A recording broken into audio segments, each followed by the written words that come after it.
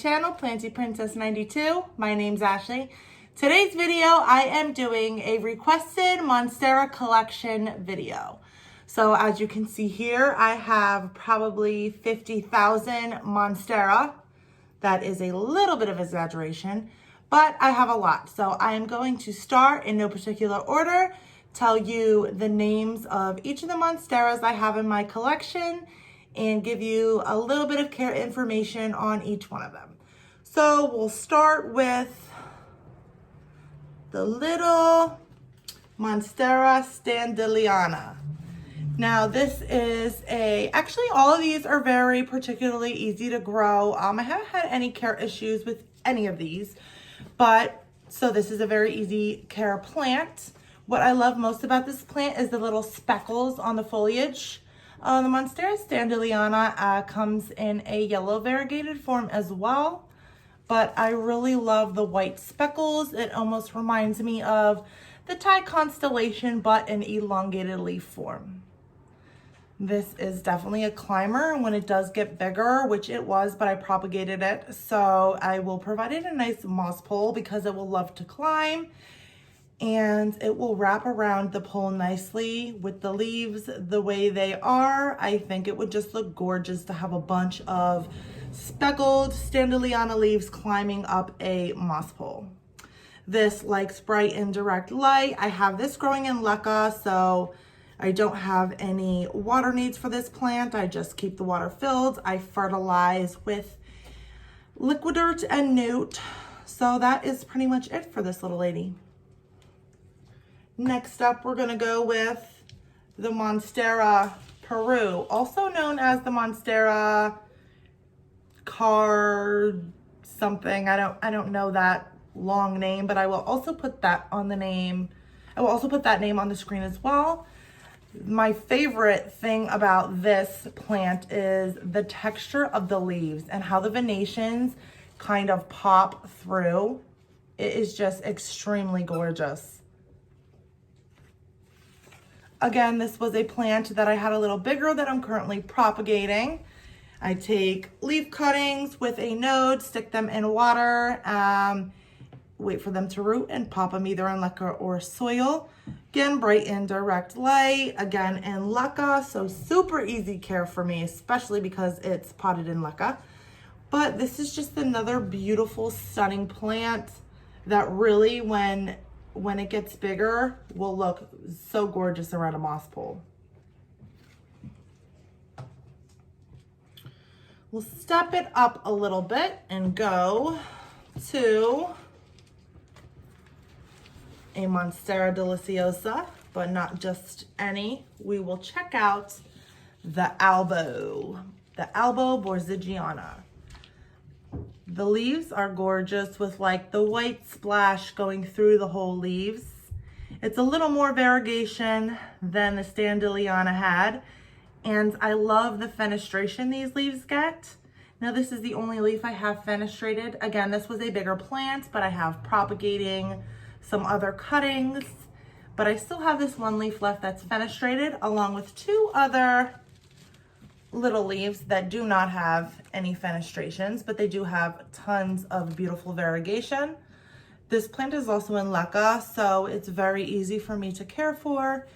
Also, this loves bright and direct light, and it does very well. Actually, all three of these do very well with artificial lighting, because I do have this one by a covered with a sheer south-facing window, but also under a grow light, and it is growing fantastically. I love this plant. So we will go on to this little girl again. Here is my Monstera Siltepecana. I really love the silvery blue that kind of comes out in the leaves and how the dark venations kind of pop in between. I think it just looks so gorgeous. And I kind of also like the more elongated kind of swoopy leaf shape it has. It is so gorgeous. It's nice because this plant is a little more smaller and it's real bushy, and I love the way that that looks. I think it gives Monstera a nice name. Very beautiful, very cute, and very petite. Now, I am not sure if this one gets bigger leaves or not. I would assume maybe they get a little bit bigger if provided a moss pole, which eventually I will provide it with, but I guess we'll have to see if the leaves on this one get any bigger. We'll move to the one right here in front, the Monstera Adansonii, also known as the Swiss cheese plant.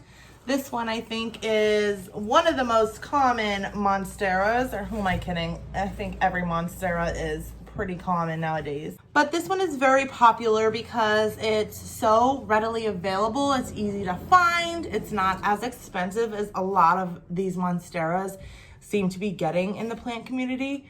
But I love the way that this is just so bushy. I love the fenestration in the holes. It literally reminds you of a slice of Swiss cheese because it is so holy. And the leaves are so gorgeous. They are very simple leaves, but sometimes less is more. And with the Monstera Adansonii, I just truly think this is a beautifully simple plant. It can go anywhere. It's easy for low light. Now, of course, when I say low light, I don't mean no light. All these plants would do best in bright indirect light, but this one definitely would be okay and grow pretty decently quickly in a low light situation, which is what I like most about this plant. We will go ahead and move on to the little peeker, my Monstera Constellation. This one's a little big to fit in the screen here, so I'll show you one leaf at a time. So this one is almost like the Standleyana with the kind of splash of the variegation that goes in the leaves. As you can see, these leaves are literally huge. I got this plant, I think, for, this is one of the more expensive Monsteras, but I got it for a decent price considering how mature this plant is. It has plenty of fenestrations, plenty of variegation, and I truly, truly, truly just really love this plant. It kind of just reminds me of a little solar system of stars. I have a new leaf coming in here, which I am super excited to see.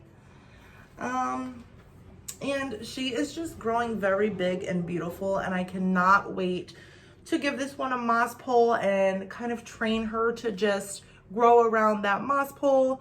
Now, Monstera Deliciosas, they sort of just get so big that at some point there is no training them. But for now, this is growing very nicely, and I love the shape that this is taking on. Getting that one out of the way, we will bring in my subspecies of a Monstera Adansonii.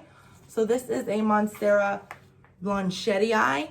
This is basically a Monstera Adansonii, but with huge, monstrous leaves. If you want to check out the difference between these two, I do have a video on this subspecies on what the difference is between the regular Monstera Adansonii and the subspecies Blanchetii. So definitely check that out, because I'm not going to get too much into that in this video. But here are the leaves of the Blanchetii. You can see how huge they are, and even the fenestrations are a lot bigger. And this plant will do great on a moss pole. As you can see here, I already have her climbing one. This is my favorite leaf. It is just like so holy. It has like little holes, big holes, holes everywhere. It's like your favorite pair of ripped jeans.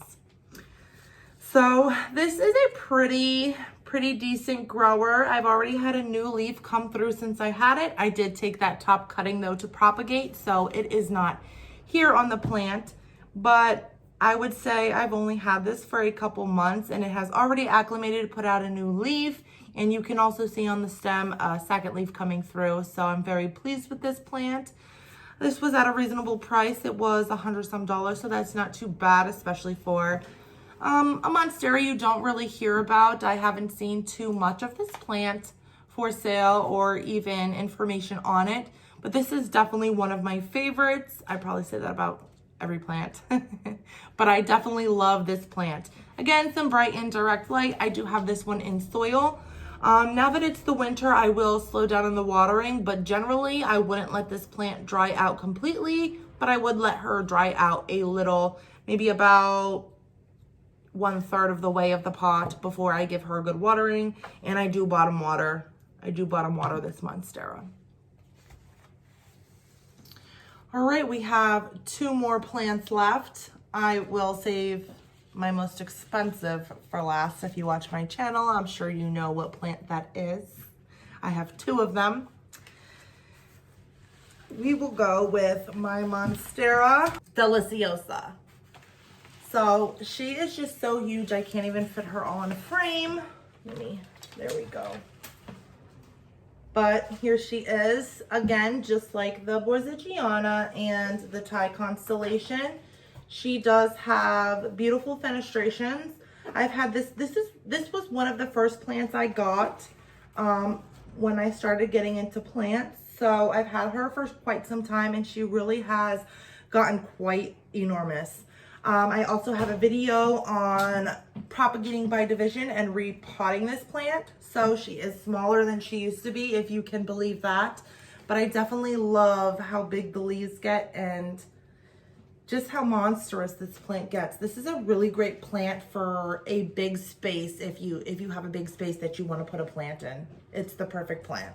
It's also another plant that you can pretty much put anywhere. It does great in low light, medium light, benefits best as always from bright and direct light, but it does grow pretty well in a medium to low light situation.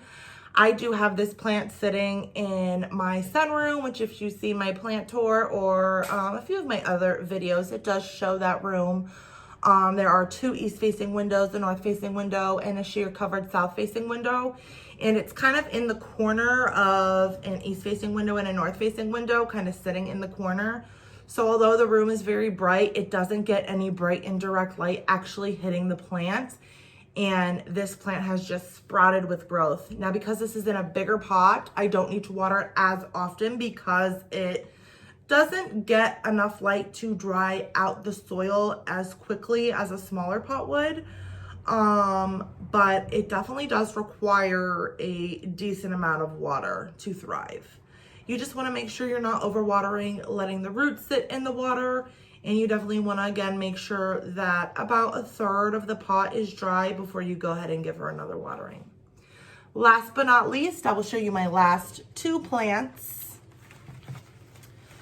And they are my Monstera Adansonii mints. So me and my mom did go in on buying both of these plants, which is why we have 2. We sort of take turns buying plants or buy plants together, keep some at her house, keep some at my house. We have 2 grow tents, one here, one there, you know the deal. So these beautiful variegated Monstera Adansonii mints are super easy growers for a variegated plant. They do need a little more light than your regular Adansonii would because they are variegated, but not too much more because the variegation isn't white. So the leaf has plenty of green to photosynthesize and produce the energy that it needs. And as I provide them with a little extra light, the variegation will start to get more pronounced and be more vibrant. I do have 2 videos, one on each of these plants if you want to get a closer look at them. They are very easy to grow, like I said, and I keep these both in my Vivo Sun grow tent. There is plenty of humidity in there because all of these Monsteras do like a little higher of humidity, but will do fine in a general household humidity. These get lots of bright artificial lighting and do very well with artificial lighting. They would do just as good or better with natural light also, but I would say the majority of my Monsteras do grow in a grow tent with artificial lighting, and they really, really do grow great. So that's my Monstera collection. I hope you guys enjoyed seeing all my Monsteras. It is like a jungle of Monsteras right now, but thank you guys again for joining me. Don't forget to like, comment, and subscribe if you're interested in the content I provide. And as always, every plant's a princess. Bye.